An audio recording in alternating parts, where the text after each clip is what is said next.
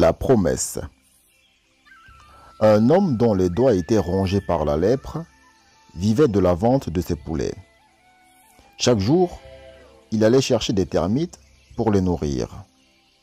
Un matin, alors qu'il longeait le fleuve, il arriva près d'un grand arbre où un rapace avait fait son nid et pondu ses œufs.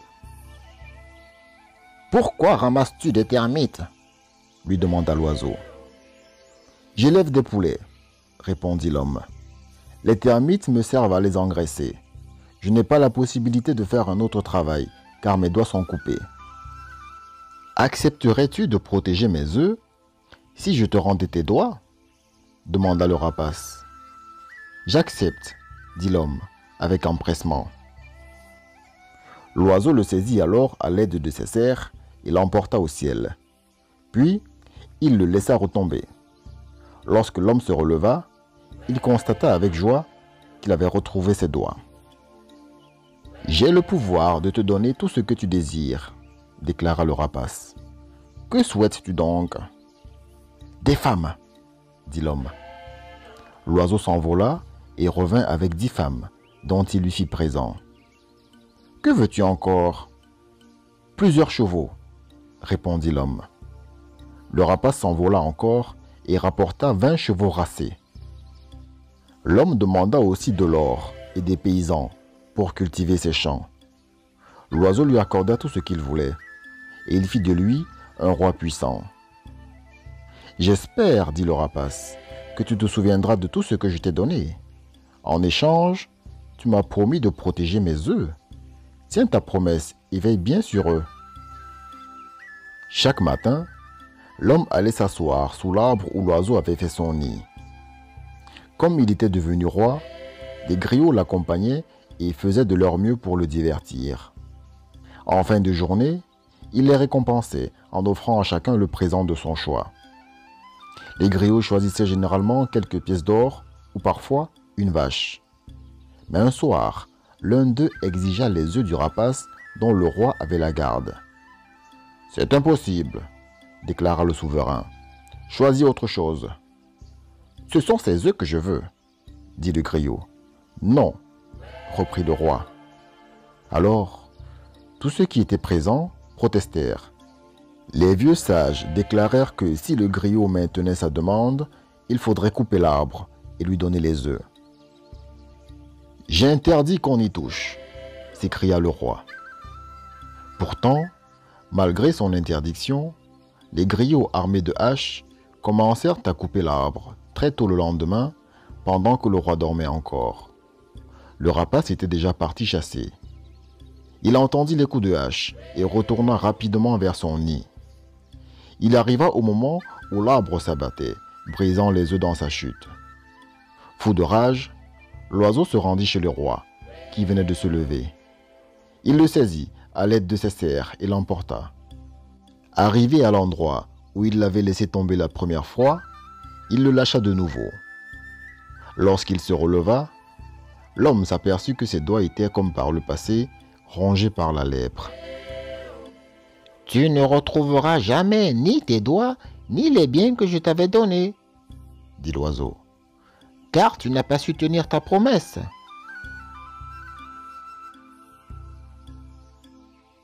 Les 2 voleurs. 2 voleurs habitaient le même village, situé au bord du fleuve. Ils faisaient équipe depuis longtemps, mais ils n'avaient aucune confiance l'un envers l'autre. Un jour, en fin d'après-midi, l'un des voleurs aperçut une caravane qui approchait du village. Il appela son camarade et lui dit « Des marchands arrivent. Tâchons de trouver un moyen pour leur voler quelque chose. » Les marchands venaient de loin et ils étaient très fatigués. Ils firent donc étape dans le village. Ils entravèrent leurs chameaux et après un dîner frugal, allèrent se coucher. Dès que les marchands furent endormis, les 2 voleurs s'approchèrent en silence des chameaux et assommèrent le gardien. Ils détachèrent 2 animaux qu'ils conduisirent près d'un puits tari se trouvant en dehors du village. Et ils déchargèrent les balles de marchandises que portaient les animaux. Ils fouettèrent les flancs de ces chameaux qui prirent la fuite et allèrent se perdre dans la brousse. Les deux voleurs jetèrent ensuite au fond du puits les balles de marchandises qu'ils avaient dérobées. Et ils retournèrent au village où ils ne firent aucun bruit pour éviter de se faire repérer. Plusieurs semaines passèrent, durant lesquelles les deux hommes s'abstinrent de retourner au puits tari. Lorsque les habitants du village cessèrent de parler du vol qui avait fait grand bruit, les deux voleurs estimèrent qu'ils pouvaient songer à revendre les marchandises. Un matin, ils se rendirent donc au puits tari avant le lever du jour. Dès que les premières lueurs du soleil enflammèrent l'horizon, un des voleurs dit à son camarade : « Descends dans le puits à l'aide de cette corde dont je vais tenir le bout. Dès que tu seras parvenu au fond, tu accrocheras successivement les autres balles de marchandises à la corde, afin que je les hisse. »« Très bien, » répondit l'autre. Le voleur d'en haut remonta la première balle de marchandise, puis la seconde et la troisième. Lorsqu'arriva le moment d'accrocher à la corde la quatrième balle, le voleur d'en bas, qui était prudent, préféra remonter en même temps qu'elle. Aussi se cacha-t-il dans cette dernière balle. « Tu vas devoir tirer très fort !» cria-t-il à son camarade, « car cette balle est la plus lourde des quatre. »« D'accord, » répondit l'autre, et il tira sur la corde de toutes ses forces. Dès que la dernière balle fut remontée, le voleur d'en haut décida de garder pour lui toutes les marchandises. Persuadé que son camarade se trouvait toujours au fond, il saisit une grosse pierre qu'il jeta dans le puits. La pierre alla se fracasser au fond du puits, en résonnant. Le voleur d'en haut tendit ensuite l'oreille. Comme il n'entendait plus aucun bruit, il en déduisit que la pierre avait tué son camarade. C'est alors que le voleur d'en bas sortit de la balle de marchandises dans laquelle il s'était caché. « Traître !» hurla-t-il. « Tu as voulu me tuer pour tout garder. »« Non, » dit l'autre. « Tu mens. Je ne mens pas. »« Alors pourquoi as-tu jeté une grosse pierre au fond du puits ?» demanda le voleur d'en bas en brandissant soudain un poignard. Le voleur d'en haut devint blême en apercevant l'arme dont la lame aiguisée brillait au soleil. « Épargne-moi » supplia-t-il. « En échange, je te laisserai toutes les marchandises. » Le voleur d'en bas refusa. Il s'approcha pour poignarder son camarade, qui saisit un bâton et réussit à le désarmer. Les deux hommes échangèrent ensuite des coups de poing et des coups de pied. Puis, ils s'empoignèrent et roulèrent dans la poussière. Le corps à corps dura longtemps. Les deux hommes se battaient, sans songer au danger que représentait le puits. Ils frappaient sans cesse, se rapprochant lentement du trou béant qu'aucune margelle ne protégeait. Ils finirent par tomber dans le puits, où ils moururent tous les deux. Le chasseur et le roi. Un chasseur avait une femme qui ne l'aimait pas. Un jour où il rentrait chez lui en longeant le fleuve, il aperçut un rat. Comme il rentrait bredouille, il décida de le poursuivre. Il eut vite fait de l'attraper. « Épargne-moi » supplia le rongeur. « Tu verras que tu n'auras pas à le regretter. » Et le chasseur l'emporta sans le tuer. Un peu plus loin, il trouva une tortue. « Ne me tue pas » dit-elle, « car je peux te rendre de grands services. » Et l'homme l'emporta aussi sans la tuer. Il prit ensuite une tourterelle.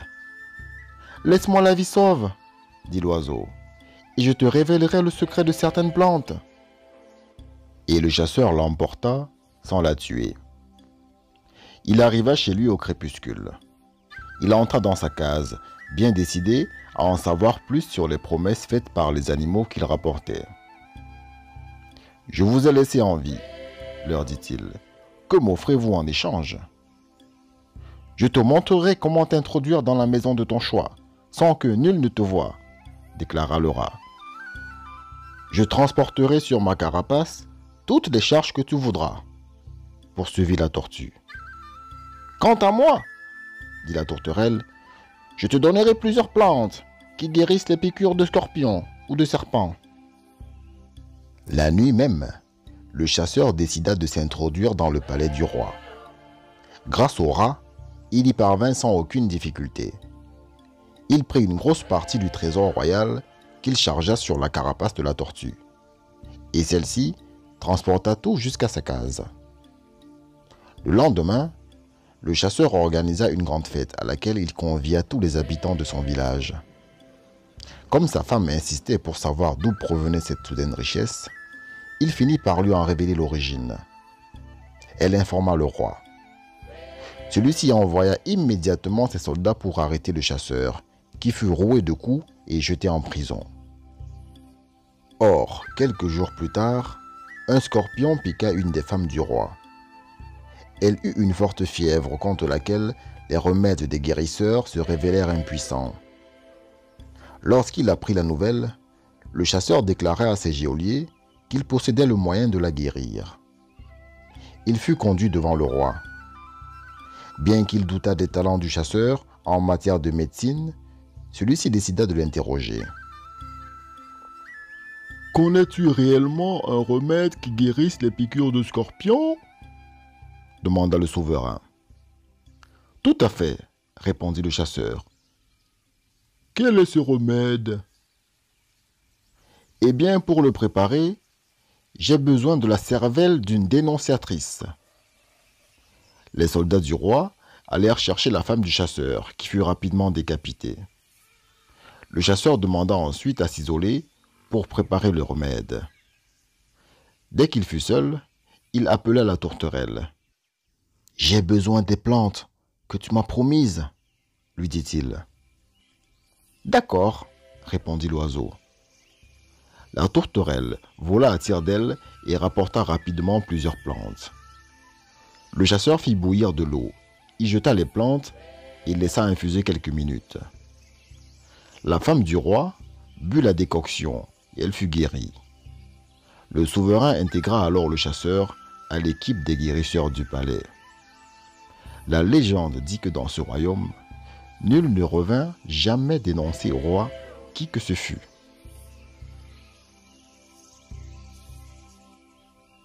L'oiseleur. Un adolescent se passionnait pour les oiseaux. Grâce aux pièges qu'il fabriquait et posait, il avait capturé toutes les espèces d'oiseaux existant dans le pays, à l'exception de la tourterelle. Il avait beau inventer de nouveaux pièges, la tourterelle parvenait toujours à les éviter.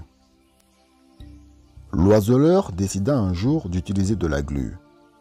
Il en recouvrit les branches d'un arbre où l'oiseau avait coutume de se poser après s'être désaltéré dans le fleuve.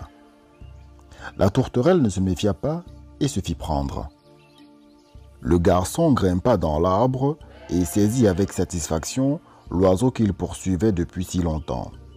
« Tu t'es montré habile » lui dit la tourterelle. « Oui, » dit l'adolescent en resserrant son étreinte. « Ne me tue pas, » implore l'oiseau. « En échange, je ferai ton bonheur. »« Comment t'y prendras-tu ?»« Je te donnerai des vaches, 100 vaches. »« Je n'aime ni le lait ni la viande, » déclara l'adolescent. « Par contre, j'apprécie beaucoup la chair des oiseaux. »« Laisse-moi en vie, et je ferai de toi un homme riche, » dit encore la tourterelle. L'adolescent accepta sa proposition et l'oiseau pondit un œuf. « Casse cet œuf, » dit la tourterelle. « À l'intérieur, tu trouveras une bague. Passe-la à ton doigt. Et chaque fois que tu désireras quelque chose, regarde-la en formulant tout haut ton souhait. Tu obtiendras ainsi tout ce que tu voudras. »« Je vais essayer, » dit le garçon. « Si tu m'as menti, je serai sans pitié pour toi. » Il cassa l'œuf, passa la bague à l'un de ses doigts et demanda de quoi manger. Aussitôt, apparurent 10 calebasses pleines de nourriture. L'adolescent fut émerveillé. La tourterelle ne l'avait pas trompé. Il réalisa soudain qu'il possédait grâce à elle le plus merveilleux des bijoux. Mais il voulut vérifier une seconde fois le pouvoir de la bague. « Que mes parents viennent partager ce repas !» dit-il nerveusement. À l'instant même, son père et sa mère se trouvèrent à ses côtés. Il relâcha alors la tourterelle en la remerciant. Après avoir déjeuné, il retourna dans son village avec les siens. En chemin, les parents déclarèrent qu'ils étaient fatigués. Leur fils regarda sa bague et dit « J'ai besoin de 3 chevaux. » Aussitôt, apparurent 3 splendides montures richement harnachées qui leur permirent de rentrer rapidement chez eux. Une fois arrivé, le garçon souhaita posséder la plus belle demeure du village. Une case d'incomparable beauté sortit de terre et il s'y installa. Le lendemain, sa bague lui procura un grand troupeau de bétail. Il devint ainsi rapidement l'homme le plus riche de son village. Et il vécut tranquillement durant plusieurs années. Mais des gens jaloux allèrent raconter au roi qu'un oiseleur possédait une bague merveilleuse. Le souverain décida de la lui prendre. Pour cela, il se rendit chez l'oiseleur à la tête de ses soldats. Lorsqu'il les aperçut, celui-ci demanda à sa bague de lui fournir de quoi se défendre. Plusieurs milliers de soldats apparurent qui ne tardèrent pas à décimer l'armée du roi. Comme il n'avait pu s'emparer de la bague par la force, le roi voulut se l'approprier par la ruse. Il avait une fille que tout le monde trouvait fort belle. « J'ai une mission à te confier, » lui dit-il. « Je connais un oiseleur possédant une bague qui le rend plus puissant que moi. Je voudrais que tu l'épouses afin de t'emparer de sa bague. » Le roi envoya donc sa fille chez l'oiseleur, en le priant de la prendre pour épouse. Celui-ci fut charmé par la beauté de la princesse et il l'épousa. « Me feras-tu quelques présents ?» demanda la princesse après le mariage. « Je te donnerai 100 serviteurs. »« J'en possédais au moins 200 chez mon père, » déclara-t-elle. « Eh bien, je t'offrirai aussi des bracelets et des colliers en or et en ivoire. »« J'en ai déjà beaucoup.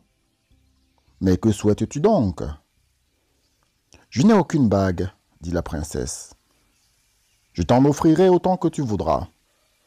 Je veux celle que tu portes à ton doigt, mon cher mari. »« C'est impossible. »« Eh bien, puisque tu refuses, laisse-moi retourner chez mon père, » dit la princesse en éclatant en sanglots.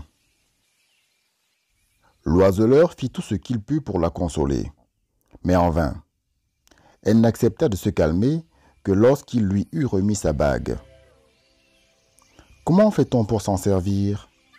demanda-t-elle en souriant.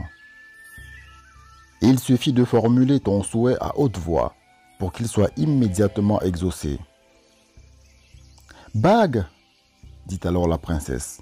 « Ramène-moi chez mon père. » Aussitôt, elle se retrouva près du roi, et tous les biens que son mari avait obtenus grâce à la bague merveilleuse disparurent. Cela surprit beaucoup les parents de l'oiseleur. « Que se passe-t-il » demandèrent-ils avec inquiétude à leur fils. « Ma femme s'est enfuie avec ma bague, » répondit-il tristement. « Il faut trouver un moyen pour la récupérer, » déclara le père. « Mais comment ?» se lamenta le fils. Les 2 hommes réfléchirent durant une semaine sans trouver la moindre solution. L'oiseleur était désespéré. Or, un matin, où il posait des pièges, son chien lui déclara soudain qu'il pensait pouvoir lui rapporter la bague. L'oiseleur reprit espoir. Le chien alla voir le chat. « La bague de mon maître se trouve chez la fille du roi. Si tu ne me la rapportes pas dès demain, j'exterminerai tous les chats, en commençant par toi. » Le chat se rendit chez le rat et lui dit « Tu as l'habitude de t'introduire chez tout le monde pour subtiliser ce qui te plaît. Tu vas aller chez la fille du roi et lui prendre la bague qu'elle porte au doigt. Si tu ne me la rapportes pas avant demain matin, je te dévorerai, ainsi que ceux de ta race. » Vers minuit, 3 rats se rendirent chez la princesse et pénétrèrent en silence dans sa chambre. Elle dormait. L'un des rats lui chatouilla la plante des pieds pour voir si elle avait le sommeil profond. Elle ne réagit pas. Alors, les 2 autres rats lui ôtèrent la bague. Ils la portèrent ensuite au chat qui la remit au chien, et celui-ci la rendit à son maître. L'oiseleur redevint rapidement très riche. Comme il craignait qu'on ne lui subtilisât à nouveau sa bague, il la regarda en disant « Emmène-moi avec les miens, loin de tous ceux qui pourraient m'attaquer. » C'est ainsi qu'il se retrouva avec sa famille sur une montagne inaccessible où ils vécurent heureux. Et depuis lors, les hommes escaladent les montagnes à la recherche de la bague de l'oiseleur, sans succès.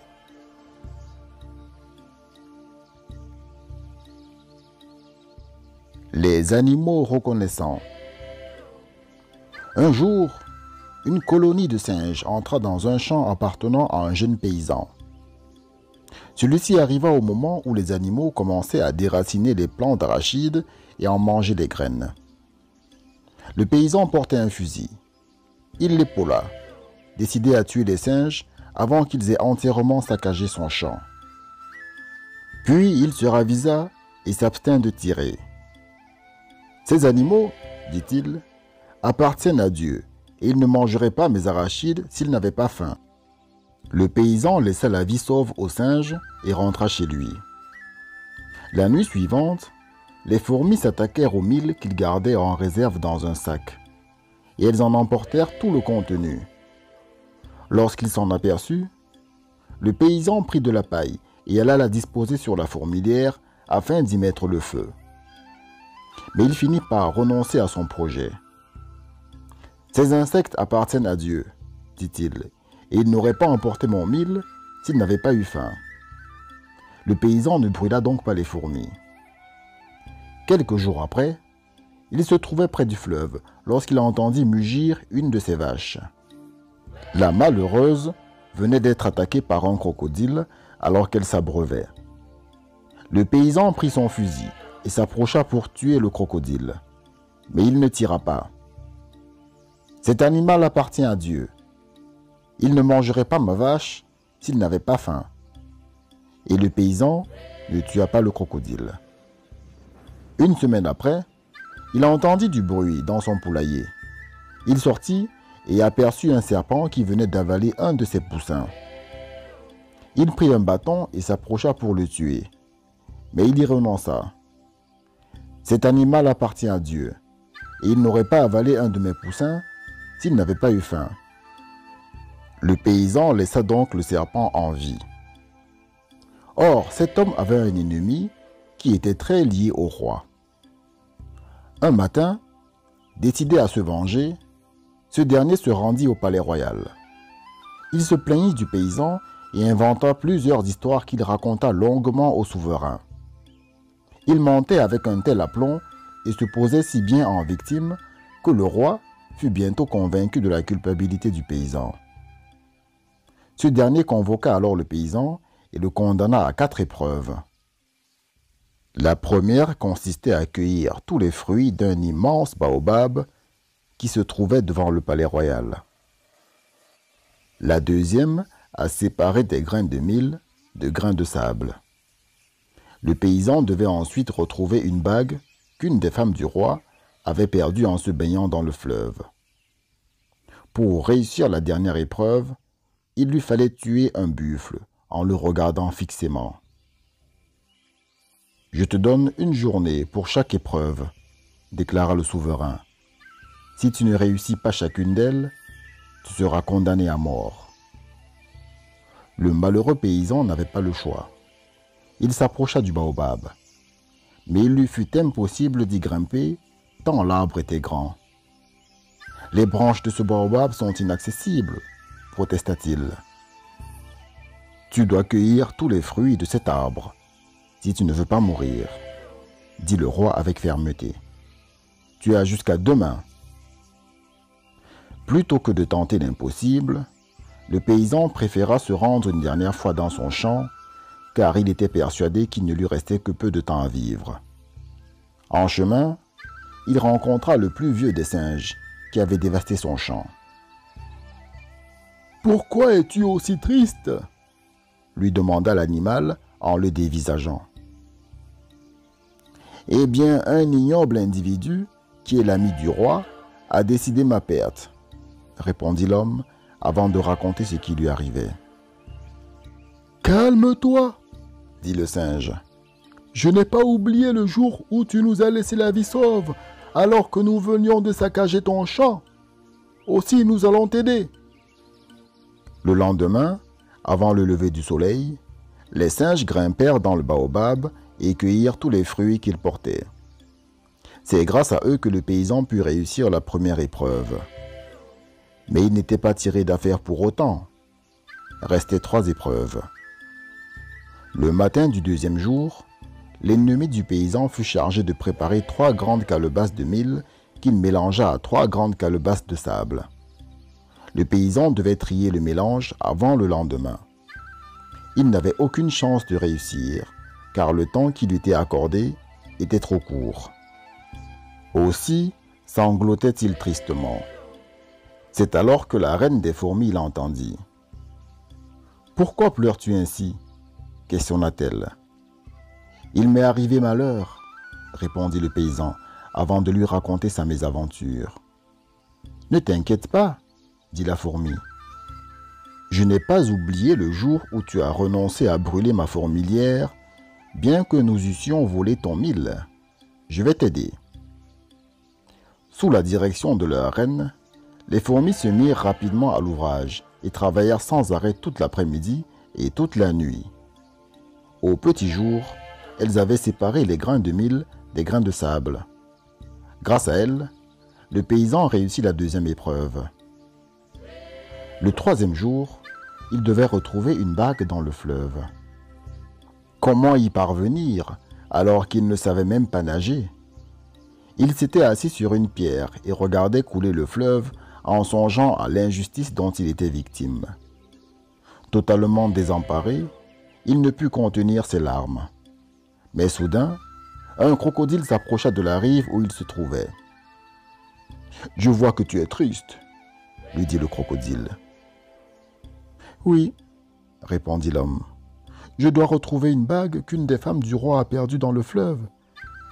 Si je n'y parviens pas, je mourrai. »« Tu n'as aucun souci à te faire, » déclara le crocodile, « car je n'ai pas oublié le jour où tu t'es abstenu de tirer sur moi alors que je dévorais une de tes vaches. Je t'aiderai donc. » Le crocodile plongea aussitôt et revint rapidement avec la bague qu'il déposa sur le sable de la berge. Le paysan la ramassa et la passa à un de ses doigts. Grâce au crocodile, il venait de réussir la 3e épreuve. Le 4e jour, un énorme buffle fut attaché à un piquet devant le palais royal. Le paysan évita de s'en approcher, car il savait qu'il était impossible de tuer le moindre animal en se contentant de le regarder fixement. Il alla se promener dans la brousse, fermement persuadé qu'il ne lui restait pas longtemps à vivre.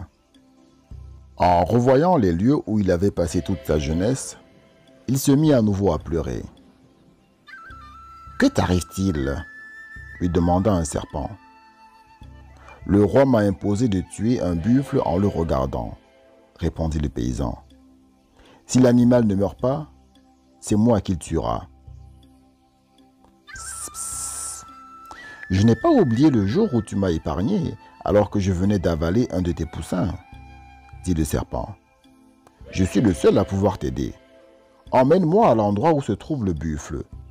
Tu le regarderas fixement pendant que je le piquerai. »« Très bien, » dit le paysan en retrouvant son sourire. Dès qu'ils furent arrivés devant le palais royal, le serpent se dissimula dans l'herbe qui se trouvait près du buffle. Puis, le paysan appela le roi. « Je suis prêt pour l'épreuve, » déclara-t-il. Le souverain s'approcha. Il était accompagné de l'ennemi du paysan. « Vas-y, » dit le roi. Le paysan se mit à fixer le buffle qui broutait tranquillement. Mais rien ne se passa. « Il n'y arrive pas, il n'y arrive pas !» s'exclama avec satisfaction l'ennemi du paysan. « Essaye encore !» reprit le roi sur un ton ironique. Le buffle broutait toujours et s'approchait lentement du serpent qui était immobile.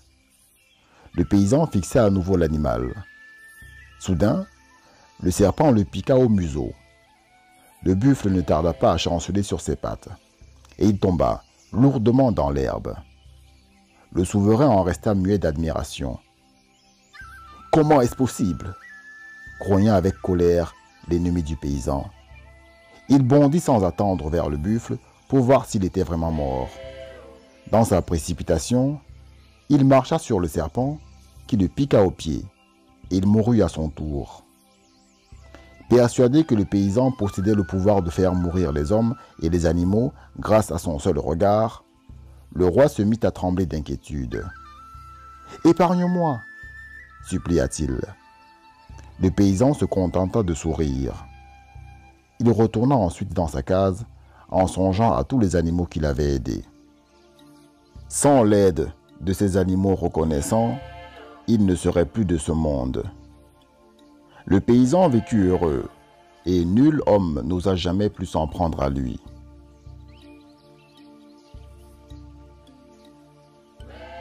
Les 4 orphelins. Une petite fille et ses 3 frères vivaient seuls depuis la mort de leurs parents. Suivant les saisons, les garçons chassaient, pêchaient ou cultivaient les champs que leur avait laissés leur père.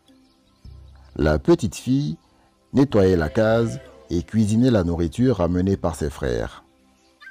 Un jour où les 3 garçons étaient partis pêcher au bord du fleuve, un aigle immense fondit sur la jeune fille, la saisit entre ses serres et l'emporta. Après l'avoir déposée dans son nid, qui se trouvait au sommet d'une montagne escarpée, le rapace lui dit « Je souhaite t'épouser. Je ne te ferai aucun mal si tu acceptes de devenir ma femme. Réfléchis à ma proposition. Tu me donneras ta réponse lorsque je serai rentré de la chasse. » Et il s'envola. La petite fille se mit alors à pleurer en songeant à son triste sort. Durant ce temps, les 3 garçons étaient rentrés de la pêche. Ils appelèrent leur sœur pour lui montrer les gros poissons qu'ils avaient rapportés. Comme elle ne répondait pas, ils pénétrèrent dans la case. Surpris de ne pas l'y trouver, ils pensèrent qu'elle était allée chercher de l'eau, et ils l'attendirent. Voyant qu'elle tardait à revenir, ils interrogèrent quelques femmes qui rentraient avec leurs jarres. Mais aucune n'avait vu la petite fille. Les 3 frères commençaient alors à s'inquiéter. « Je vais attendre ici, pendant que vous ferez des recherches aux alentours du village, » dit l'aîné des garçons. Les autres approuvèrent. Dès qu'ils furent partis, l'aîné s'allongea et s'endormit. Puis il se mit à rêver. Il était dans une pirogue et remontait le fleuve avec ses frères. Il aperçut soudain une montagne au sommet de laquelle se trouvait un nid d'aigle. Dans ce nid sanglotait sa jeune sœur. Il s'apprêtait à l'appeler pour la rassurer lorsqu'il fut réveillé par ses frères qui revenaient. « Avez-vous trouvé un indice ?» demanda-t-il. « Pas le moindre, » répondirent les 2 autres. « Pendant que vous effectuiez vos recherches, reprit l'aîné, j'ai fait un rêve. » Et il leur raconta ce qu'il avait vu. « Prenons la pirogue de notre père et allons délivrer notre petite sœur, » s'écria le second frère. « J'emporte un fusil pour supprimer cet aigle, » ajouta le 3e garçon. Ils mirent rapidement la pirogue à l'eau et ramèrent avec force pour remonter le fleuve. Arrivé au pied de la montagne, le second frère grimpa jusqu'au nid du rapace et il aida sa sœur à redescendre. Lorsque l'aigle rentra de la chasse, il vit que la petite fille avait disparu. Furieux, il partit aussitôt à sa recherche. En survolant le fleuve, il l'aperçut dans la pirogue avec ses 2 frères. Il fondit sur eux pour les faire chavirer, mais le 3e garçon, eut le temps de tirer avec son fusil et de l'abattre. Les 3 frères récupérèrent la dépouille du rapace qu'ils chargèrent dans la pirogue. Ils la ramenèrent au village et tous les villageois vinrent l'admirer. Le lendemain, une des voisines des 3 garçons prépara un bon repas et les invita à déjeuner. « Il faut fêter votre exploit », leur dit-elle. Les 3 garçons acceptèrent son invitation. Ils se rendirent donc chez elle en compagnie de leur jeune sœur, et tout le monde se régala. Lorsque la voisine eut servi le dessert, qui paraissait succulent, l'aîné des frères déclara « Moi seul ai droit à ce dessert, car sans mon rêve, nous n'aurions pas pu retrouver notre sœur. » « Tu oublies que c'est moi qui ai escaladé la montagne et ramené notre sœur, » répliqua le second frère. « Je mangerai donc seul ce dessert. »« Pas du tout, » déclara le troisième. « Si je n'avais pas tué l'aigle, nous ne serions plus de ce monde. C'est moi et moi seul qui mangerai ce dessert. » Il tendit alors le bras vers le plat, mais il était vide. Pendant que les 3 garçons se disputaient, leur sœur avait tout avalé. Et cric et crac, les contes du fleuve sont dans le sac.